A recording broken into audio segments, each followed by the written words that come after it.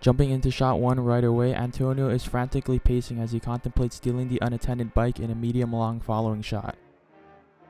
He looks at the bike, then turns around and glances at his anxious son Bruno sitting on the curb in shot 2 in a long eyeline match shot, indicating to us that his motivation for doing this is to support his son. The tempo of the score also picks up, representing Antonio's internal thought process as he decides whether to steal it or not. Shot 3 cuts back to Antonio in a medium shot, staring with an almost disgusted look. Shot 4 reveals a point of view shot from Antonio's perspective as he's looking at the hundreds of spectators gathering their bikes and leaving the soccer match.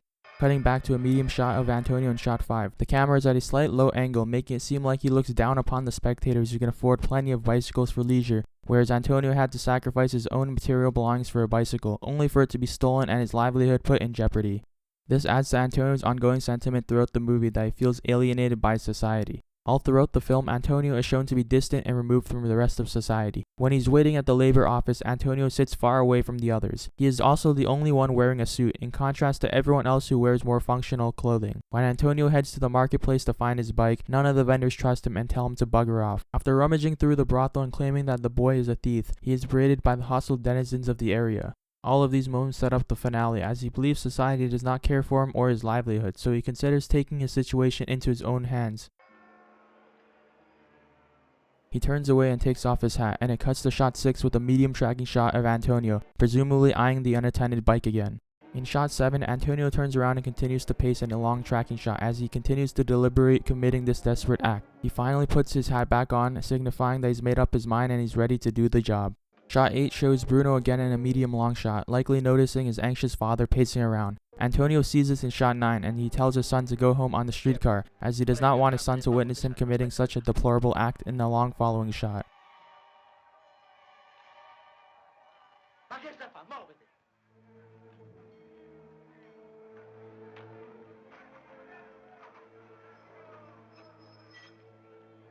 Shot 10 cuts to Bruno missing the streetcar in a long shot, which symbolizes how the rest of society has left him behind, mirroring how his father feels throughout the film.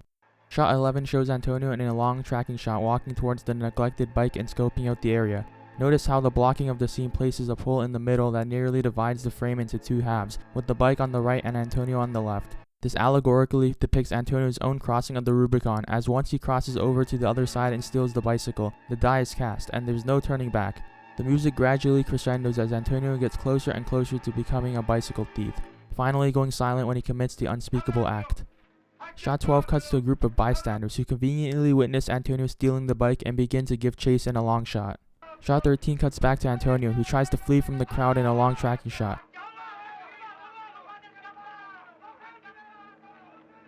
This continues in shot 14 as Antonio bikes away very slowly through the streets of Rome with an angry mob on his tail, raising their fists in the air in another long tracking shot. Cutting to shot 15, Bruno notices the commotion and watches as his father is being chased in a medium close-up tracking shot. Both shots 16 and 17 are long tracking shots, cutting back to Antonio's escape, which ultimately fails. The violin in the musical score picks up an intense vibrato effect, matching the frantic nature of the mob and Antonio as he's apprehended and dogpiled on. This cuts to shot 18 where Bruno is in a medium shot as he watches his father's fall from grace with his own eyes as the music reaches its climax. Shot 19 is a medium long following shot of the bike owner grabbing his bicycle and running in to slap Antonio, as seen in the match on action transition to shot 20. In a medium shot, Antonio is surrounded by an angry mob as they beat and berate him.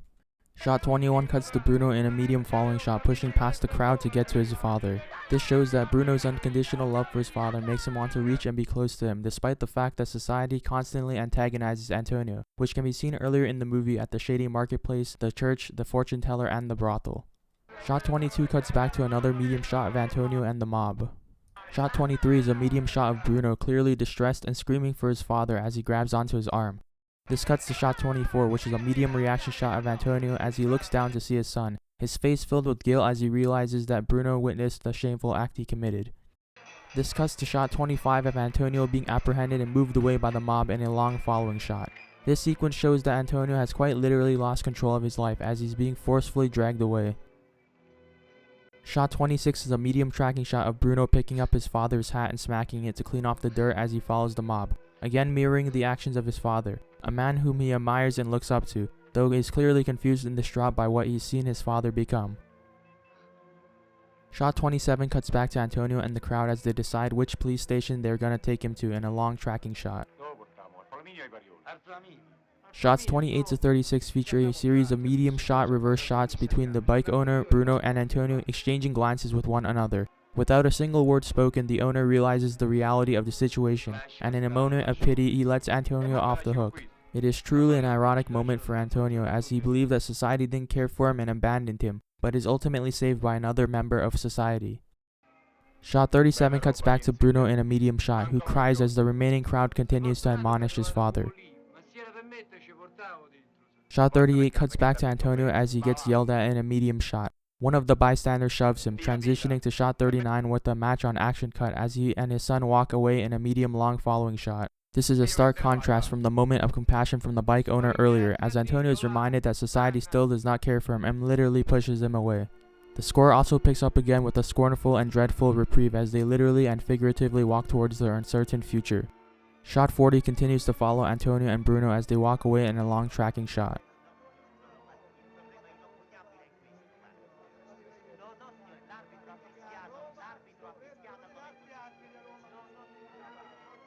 This cuts to shot 41, focusing on Bruno wiping the tears from his eyes before looking up towards his father in a medium shot.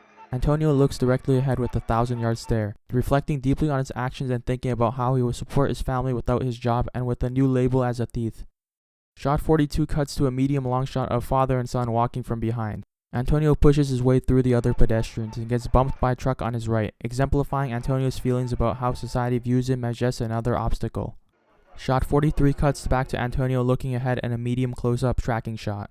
Shot 44 cuts to Bruno in a medium close-up tracking shot. He looks upwards towards his father, and it cuts back to Antonio in shot 45 in another medium close-up tracking shot. Antonio, the man who has done so much throughout the film to support his family, is overwhelmed with emotion as not only has he lost his livelihood but his dignity in front of his own son. He cannot even face his own son in this moment, and he begins to tear up.